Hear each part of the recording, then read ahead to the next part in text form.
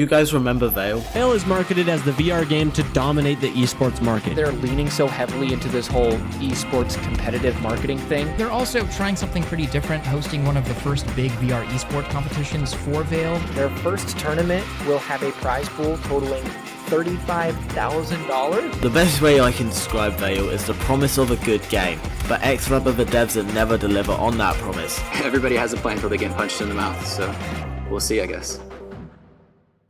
About a year and a half ago, talk was circulating in the VR space of a game that was trying to be the first mainstream VR esport, going as far as funding a $35,000 LAN tournament in Miami. Now, what if I told you the developer of that game, after promising things like new maps, social features, and more LAN tournaments, prematurely ended their game's first competitive season after a game-breaking update? And what if I told you it was no accident? Now, I built this channel on Vail content, and it's now been 222 days since I've posted a video covering Vail, and that's due to a very simple reason. The game has not been playable. You see, XLab, the developers of Vail, did not originally have any intentions to put the game on Quest 2, which is where most of the VR player base is, and they were not sustainable solely in the PC VR ecosystem. So for the most part, the only people playing the game were competitive players like myself, and in order to have mass appeal in the future, Vail would need to be on Quest. So the developers made the decision to move the game to Unreal Engine 5, which is much more optimized for standalone hardware than Unreal Engine 4, which is what Vail was originally built on. This decision was made towards the end of 2022, and most of XLab's development resources were put on this in an effort to secure the long-term future of the game. So for the people still playing Vail, that meant no new maps or content in general for 4 months until April of 2023, where with 1 week left in the competitive season, Vail was moved to Unreal Engine 5. And believe me, it was unplayable.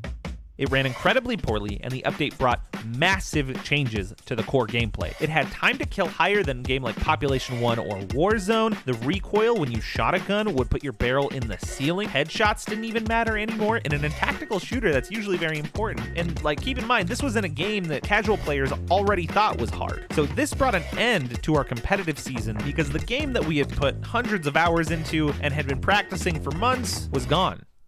There were dozens of people putting their hopes and aspirations of esports success into this game. Opportunity in VR esports is incredibly rare, so for an opportunity like this to crash and burn was really hard for a lot of the community. Now, with a massive rebuild of the game, it coming out with poor performance makes sense. It takes a long time to optimize a game. But why would they have pushed drastic gameplay changes along with it?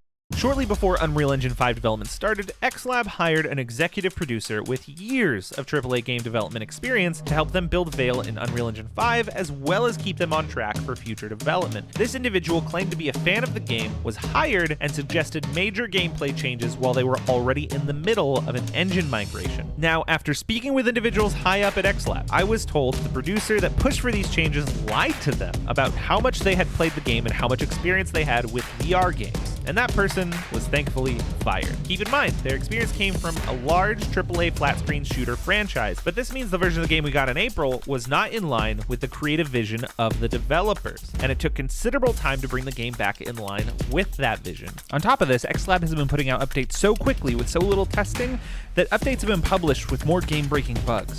Things like the objective not working, magazines disappearing from your gun, and most recently your gun randomly returning to its holster. That, and they've had to optimize the game for Quest 2, and I have good news, the game is currently in alpha, playable, and you can get access in the Vail Discord. There's a link in the description.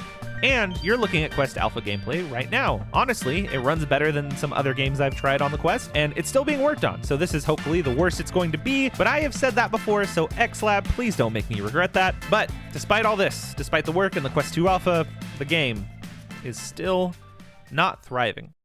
But it's fucking playable. There are some players now. It's buggy, and sometimes my gun holsters when I peek someone, but I don't care. There's nothing like this game. It's a tactical shooter where I don't have to think about some nerd leaving a Samsung Galaxy phone in the corner that's gonna blow me up if I don't check my ankles when I enter a room. Instead, I can throw a grenade like a Predator missile across the map, and this game has the best nades in VR, I swear. When it works, it's so fucking satisfying.